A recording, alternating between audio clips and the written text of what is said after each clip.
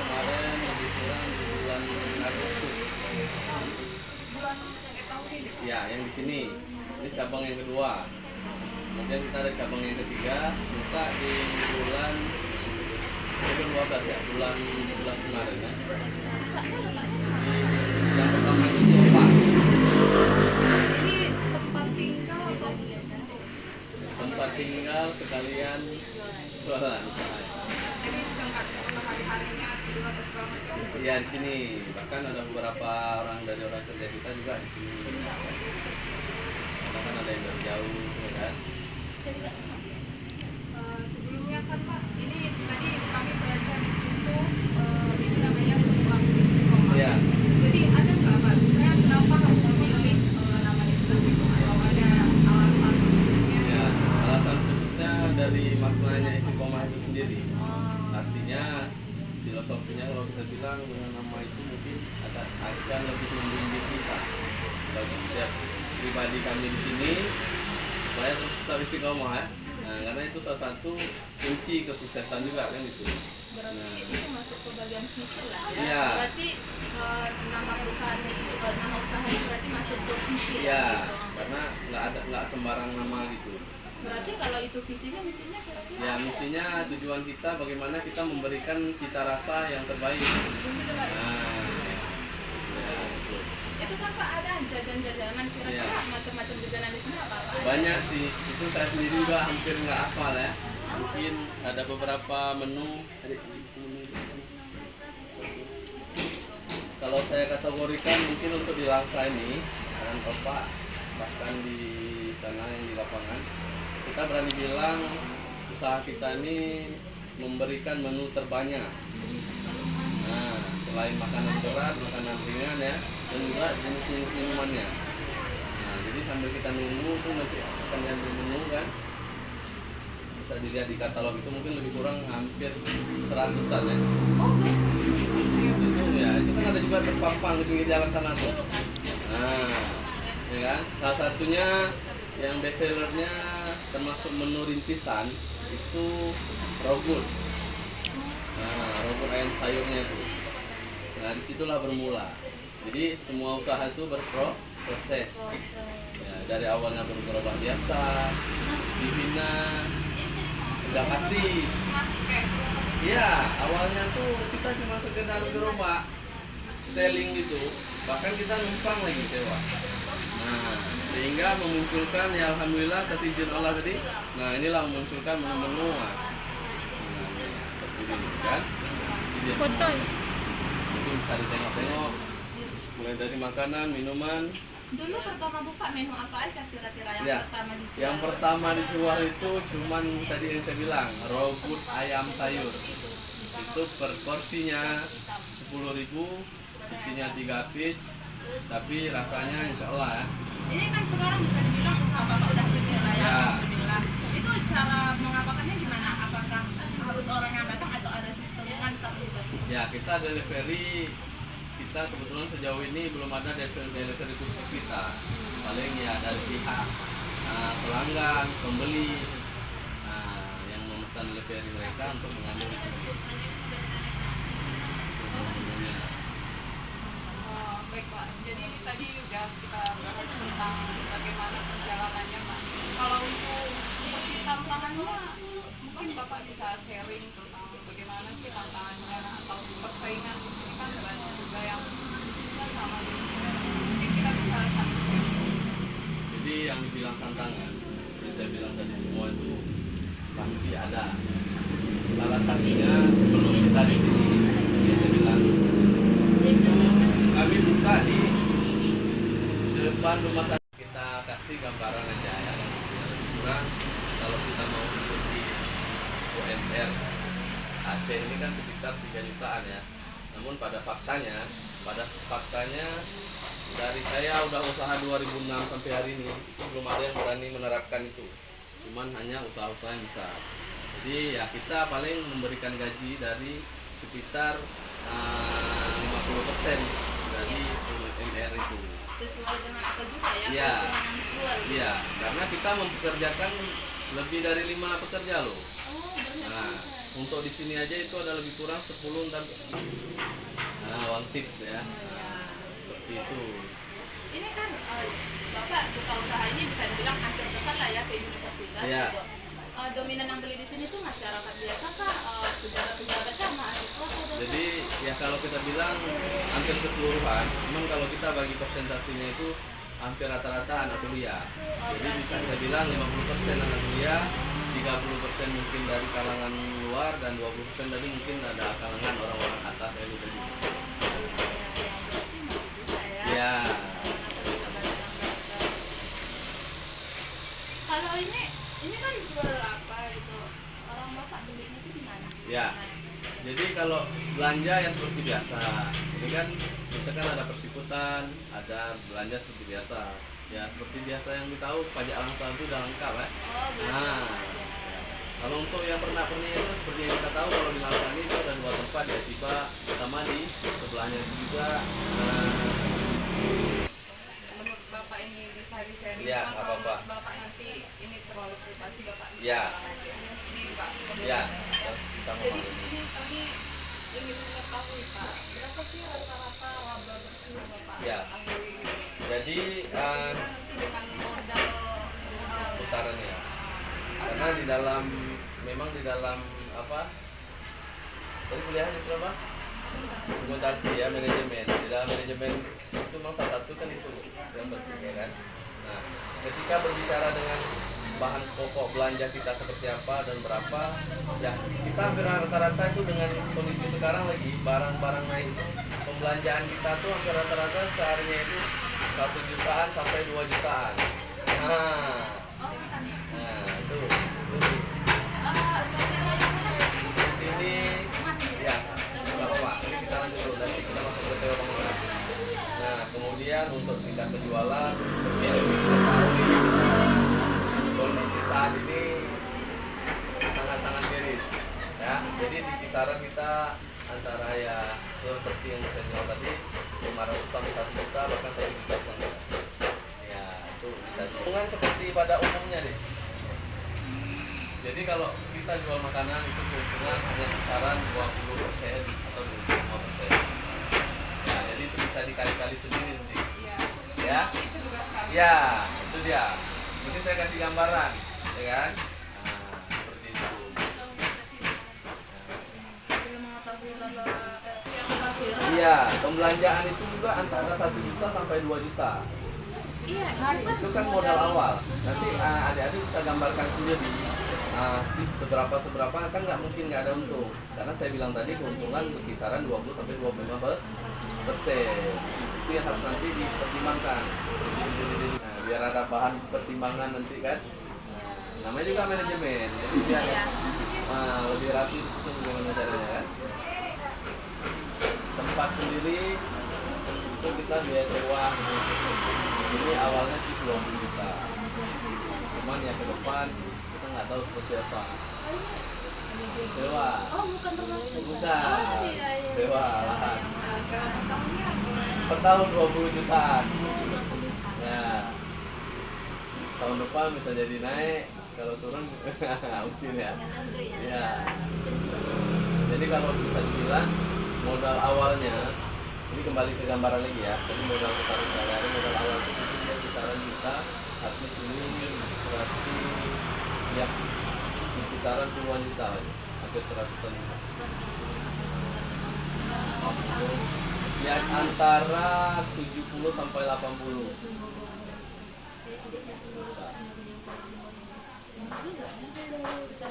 Ya, itu kompor itu ada 4 tungku tuh di belakang. Nah, itu kalau di dapur sebelahnya tuh. Banyak.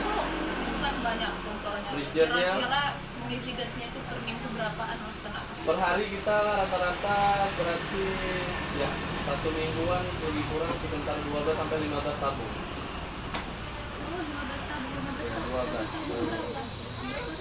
Kita butuh banyak freezer. Itu di belakang freezer box ada 2. Di sana ada 2. Belum lagi showcase kan. Nah, itu yang kecil-kecil itu nggak nampak deh. Uangnya banyak jadinya. Ini Pak, Karyawan ya seperti yang kita tahu, ya kan? banyak yang mau bekerja, namun bukan pekerja. Nah, Iya itu Iya, yang kita itu tanyakan ya. juga. Kalau karyawan yang di sini cara memilihnya gimana? Apakah tetap kata boleh yang muslim atau yang muslim Iya. gitu kan harus ada pemilihan Iya. umur, kerja mereka apa dari satu? Jadi yang pertama itu kita tetap memilih yang usianya tuh ya seperti di bawah 30 ke bawah. Kemudian antara muslim dan non muslim itu nggak jadi pertimbangan berat bagi kita, asalkan si pekerja ini karyawan tadi mau mengikuti aturan kita. Nah ya, walaupun ada non muslim ketika dia mau berbaur silahkan, cuman ikut. Nah, seperti itu. Karena apa? Kita memberikan pelayanan. Itu dia. Dan ketika juga kami membuka lowongan, kami juga nggak banyak memilih kasih. Siapa, kami lihat siapa yang mau benar-benar bekerja, ya silakan. Yang tidak berjalan bagaimana? Ya, makanya di dalam usaha ini kita ada kode-kode atau metode atau cara sudut pandang kita untuk memajukan usaha kita. Nah, yang pertama itu salah satunya kita pemilihan tempat yang strategis. Iya, sistem pasar pemasarannya. Iya, itu ya. masuk. Nah, itulah manajemennya. Ruang lingkupnya seperti apa, kliennya seperti apa, pasar orangnya juga seperti apa. Nah, makanya di sana nggak bertahan lama, kemudian kemari. Dan Bapak milih di sini tuh karena ya, pemasarannya gimana? sebenarnya ini bukan di sini ini bukan target yang khusus. Namun, nah inilah tadi kendala yang kami hadapi ketika di sana kami sudah berjalan 3 bulan tidak berjalan, sewa juga sudah mau habis. Kami berusaha cari tempat yang lain. Bahkan tempat-tempat yang strategis kami targetkan semuanya itu tidak sesuai harapan. Kenapa? Ada yang udah cocok, nggak cocok dengan harga. Ada yang udah cocok, nggak cocok dengan lahan. Nah, dan pada akhirnya di sini. Nah, inilah tadi perannya. Nah, Allah kan? Kendalanya itu, kemudian kendalanya juga dari kita yang paling penting itu yang pertama itu kita rasa seperti saya bilang tadi, bagaimana kita kasih rugi ya, karena tadi di putaran hari ini kita mendapatkan penjualan seumpama 500.000, sementara pembelanjaan banyak barang kita hari ini 1 juta atau 1,5 juta kan minus, namun tertutup di putaran yang hari-hari selanjutnya. Nah, makanya dia income hasilnya nanti kalian kalikan aja dari keseluruhan itu, itulah dia antara 20 sampai 25%. Nah, yang namanya usaha tuh ya nggak ada yang namanya nggak untung. Ya, itu.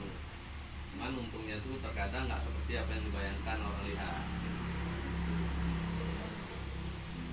Untuk ada nggak Bapak merencanakan untuk rencana 5 tahun ke depannya Ya. bagaimana, atau belum ada gambaran sama sekali? Ya, untuk saat ini perencanaan itu ada, cuman titik kesimpulan pelaksanaan itu masih dalam pertimbangan. Karena apa? Kita ini kan baru buka yang 2, kemudian ada satu lagi nih yang 3 berbuka. Oh, banyak. Ya, jadi 3. Bahkan kalau dibilang perencanaan, ya rencana kenapa nggak dari Langsau sampai Banda Aceh? Iya, ini juga pertanyaan saya, Pak. Kenapa enggak sekalian aja di depan Unisam gitu, di situ kan banyak mahasiswa. Kenapa memilih di sini aja? Nah, inilah dia strategi yang kemudian masuk ke manajemennya juga.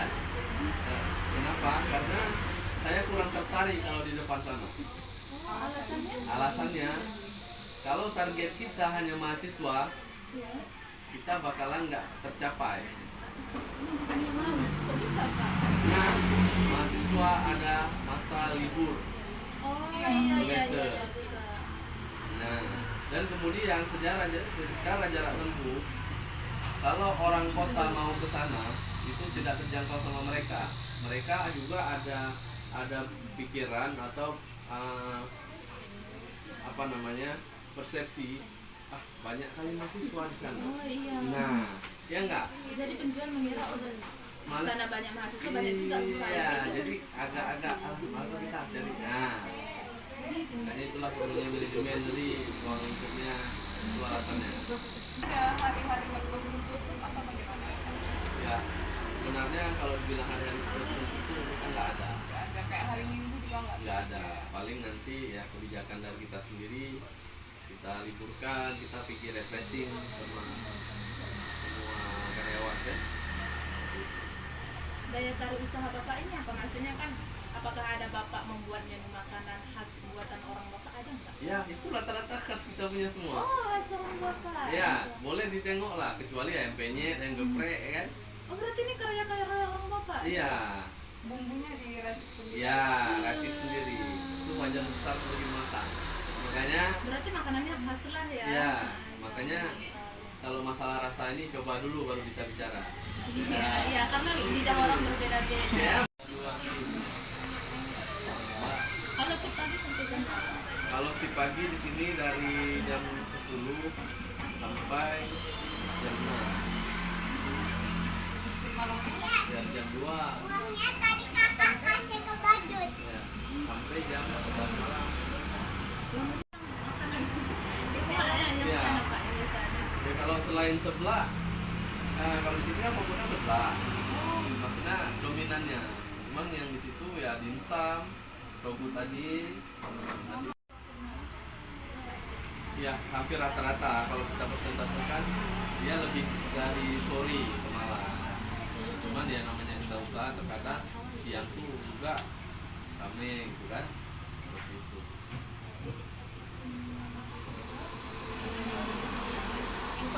kira-kira ini mau ada perubahan menu nggak, menu baru ini? Ya itu kita usahakan gitu. Ya biasa setiap berapa bulan sekali ada perubahan. Cuman dengan kondisi sekarang ini menu yang kita tawarkan ini aja udah banyak kali. Seafood topping-toppingnya. Ya, dari kerupuk aja itu lebih kurang ada 10 lebih. Kemudian dari sayuran sekitar ada 5. Dan topping-toppingnya lebih kurang 20-an adalah banyak kan ya ada kalau dilihat sana belakangnya ada kamar mandi, toilet, bahkan di setiap Jumat itu kita ada kasih gratisan XT. Nah, jadi setiap Jumat seolah kita sediakan minuman gratis. Jadi itulah pesan saya kepada adik-adik. Jadi dalam hidup ini yang penting itu ilmu. Jadi tidak semua apa yang kita jalankan itu tidak berdasarkan ilmu. Karena apa? Segala sesuatu itu kalau kita jalani tanpa ilmu, nanti kita tuh akan bakalan dapat ilmu memang. Paham maksudnya? Dapat tapi setelah menjalani, Iya. ya kan? Nah, ada baiknya maka kita cari ilmu. Jadi ketika kita sudah mencari, kita tahu oh ini kegagalannya di sini, jatuhnya di sini, puncaknya di sini. Kita sudah ada safety untuk diri kita sendiri. Nah, apalagi zaman era sekarang, kita lihat pekerjaan semakin sulit dan sempit. Rata-rata semua pengen berdagang, ya kan? Berusaha ada dia, punya usaha dulu.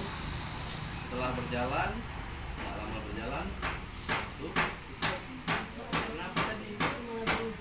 Maka satu balik lagi ke tadi, kita lipatkan lagi ke judul tadi, kita harus istiqomah juga apabila sabar tadi dalam merintis usaha. Nah, harus berpikir kreatif untuk bisa punya usaha sendiri. Ya, karena pepatah yang kita dengar apa? Usaha kecil, usaha itu bisa bosnya. Waktu di bosnya enak, tapi waktu menjalaninya ya itu dia. Ya itu aja, karena apa? Setiap usaha itu banyak lika-likunya. Ya. Pak, mungkin cukup sekian Ya. ya pertanyaan dari kami. Saya berterima kasih sama Pak sudah bersedia meluangkan waktu berbagi ilmu dan berbagi pengalamannya ke kami para calon pengusaha muda ini. Amin. Jadi di sini kami izin untuk menggunakan data-data inilah untuk tugas kami ya Pak. Siapa tahu ini bisa menjadi pelajaran bagi